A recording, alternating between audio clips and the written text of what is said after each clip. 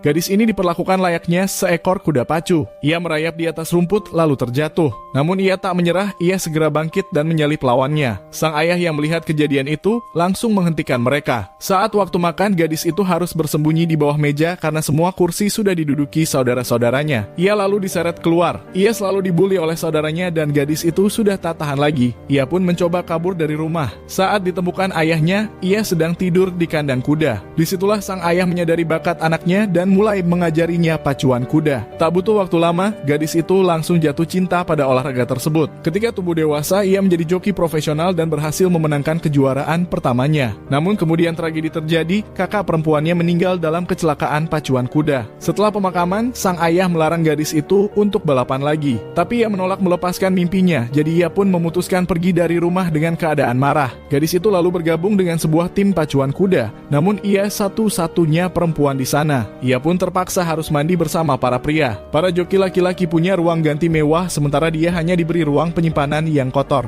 Bahkan saat ia mulai balapan di lintasan, perhatian orang-orang hanya tertuju pada penampilannya. Tapi gadis itu tak peduli, ia berlatih keras setiap hari untuk memperkuat tubuhnya. Demi memenuhi syarat berat badan, ia mengatur pola makan dengan ketat, membungkus tubuh dengan plastik dan pakaian tebal, lalu duduk di mobil dengan pemanas menyala. Gadis itu bahkan terus berolahraga di sauna. Akhirnya, ia lolos kualifikasi untuk mengikuti perlombaan. Saat lomba dimulai, ia menyalip lawan satu persatu dengan mudah. Tapi ketika hampir mencapai garis akhir, ia terjatuh dari kuda dan mengalami luka parah hingga tak sadarkan diri. Saat gadis itu terbangun, ia hanya bisa duduk di kursi roda. Melihat teman-temannya balapan, ia menangis sedih. Gadis itu pun dengan semangat mencoba menaiki kuda dan akhirnya mendapatkan kembali kepercayaan dirinya. Ia menjalani rehabilitasi hingga akhirnya pulih total. Ia kembali mengenakan seragam balap dan mengikuti perlombaan tingkat nasional. Tak ada yang percaya padanya, peluang kemenangannya pun hanya 1:100. Saat tembakan start terdengar, semua peserta melesat. Ia tertinggal di belakang, namun tetap bersikap sangat tenang. Di setengah putaran terakhir,